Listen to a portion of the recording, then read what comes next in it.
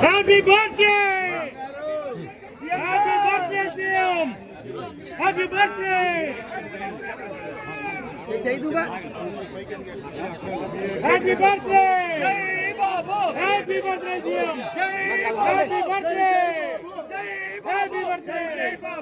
Happy birthday! Happy birthday!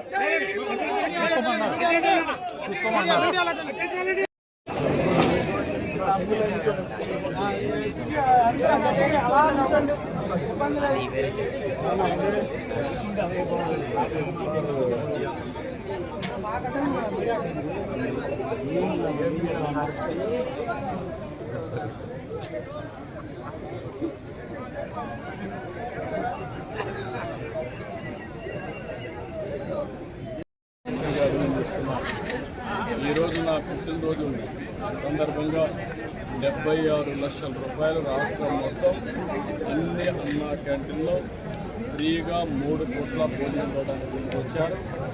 స్ఫూర్తిదాయకంగా అందించారు. ఈరోజు నేను ఒకటే ప్రజలందరికీ విజ్ఞప్తి చేస్తున్నాను. ఇది ఒక స్ఫూర్తిదాయకమైన కార్యక్రమం. అన్నదానం అన్నింటికంటే మహాపవిత్రమైనది. అలాంటిది మనందరం ఉడుకుతానే లేకపోతే క్యాంటీన్లో కానీ వచ్చినప్పుడు మీకే అవకాశం సరేనా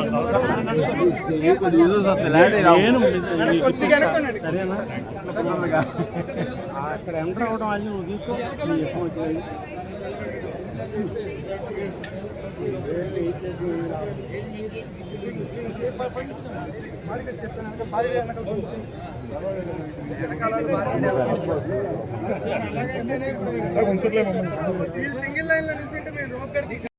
మొత్తం కానీ మీకు తోచిన విధంగా అన్నదాన కార్యక్రమంలో మీరు భాగస్వాములు కావాలని చూపిస్తున్నాను.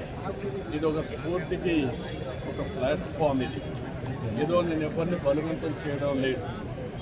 వాళ్ళందరినీ కోరుతున్నాను, మనందరం కలిసి ఒక స్ఫూర్తి ప్రదాతలుగా తయారు కావాలి.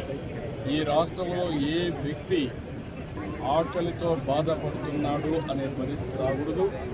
ఆంధ్రప్రదేశ్ అన్నపూర్ణ, ఒకప్పుడు దేశానికి అన్నం పెట్టిన రాష్ట్రం. ఈరోజు మన రాష్ట్రంలో ఏ ఒక్క వ్యక్తి ఆకలితో బాధపడకుండా కడుపు నిండా తిండి పెట్టే పరిస్థితి తీసుకురావాల్సిన అవసరం. అన్నపూర్ణ, ఈ అన్నపూర్ణలో ఎవ్వడు కూడా ఆకలితో బాధపడకూడదు. గడిచిన ప్రభుత్వాన్ని చూసాం. ఇలాంటి బంగారు లాంటి క్యాంటీన్ దీన్ని చూస్తే ఎట్లా మనసు వచ్చిందో నాకు తెలియదు. పేదవాడికి తిండి పెడితే సహించలేక ఆ క్యాంటీన్లు క్లోజ్ చేసే పరిస్థితికి వచ్చారు. మామూలుగా ఎవరైనా భోజనం పెడతామంటే వాళ్ళ మీద తప్పుడు కేసులు పెట్టి వాళ్ళు అరెస్ట్ చేసే పరిస్థితికి వచ్చారు. అంటే ఇది ఏమీ కాదు. వాళ్ళ యొక్క ప్రవర్తన, వాళ్ళ యొక్క మనస్సు యొక్క ఆలోచన విధానం. అంటే పేదవాడు తిండి తింటే కూడా భరించలేని వాడు రాజకీయాల్లో ఉన్నారంటే, పరిపాలన చేశారంటే రాష్ట్ర ప్రజానికి గుర్తుపెట్టుకోవాల్సిన అవసరం ఉంది. అందుకే మరొక్కసారి కోరుతున్నా, అలాంటి విభిన్నమైన పరిస్థితులను మనం వ్యతిరేకంగా మనమందరం కలిసి సమీక్షగా ముందుకు పోయి ఈ రాష్ట్రాన్ని అన్ని విధాలా ఆదుకోవడానికి ముందుకు రావాల్సిందిగా మరొక్కసారి కోరుకుంటూ, రాష్ట్రంలో చాలామంది ముందుకు వస్తున్నారు.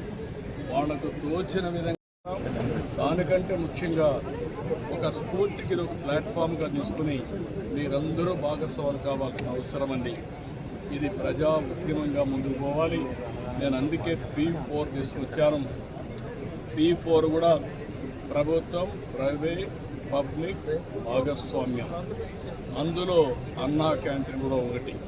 ఇది ఒకటే కాదు, డబ్బులుండే ప్రతి ఒక్కరు కూడా టాప్ 10% పేరు కూడా NBK అని పెట్టారు.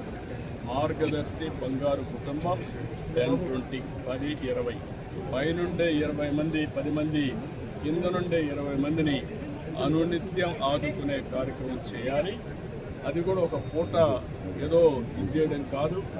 ఒక పూట కాకుండా వాళ్ళని short term, medium term, long term ఈ 3 దృష్టిలో పెట్టుకొని మనతో సమానంగా వాళ్ళ పైకి తీసుకొచ్చే పరిస్థితి అన్ని విధాలు ఆదుకుని సమాజంలో ఆర్థిక అసమానతను తగ్గించే దిశగా అందరూ ఆలోచించాల్సిన అవసరం ఉంది.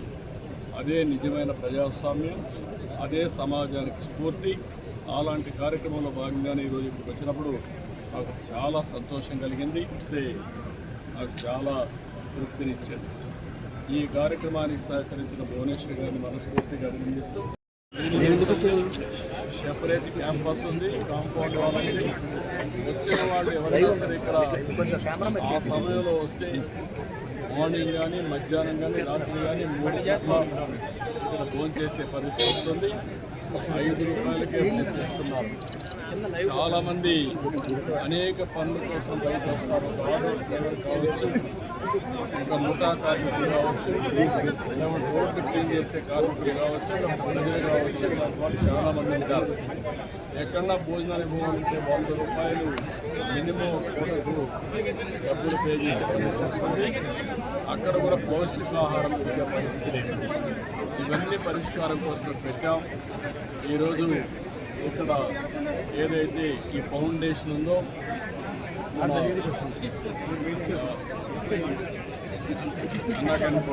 ఇస్కాన్ ఫౌండేషన్ చాలా మంచి వర్క్ చేస్తున్నారు. అది కూడా సెంట్రలైజ్ కిచెన్ పెట్టి అది కూడా చాలా పౌష్టికాహారం కానీ వెరైటీస్ పెంచి రుచికరమైన నాణ్యమైన ఫుడ్ పెట్టే పరిస్థితికి వచ్చారు. ఈరోజు రాష్ట్రంలో 269 అన్నా క్యాంటీన్లు పనిచేస్తున్నాయి. మొన్నే 60 చేశాం. ఇంకా 5 తొందరని ప్రారంభమవుతాయి. 275 క్యాంటీన్లు ప్రారంభిస్తున్నాం. ఈరోజు దీనికోసం మా ఫ్యామిలీ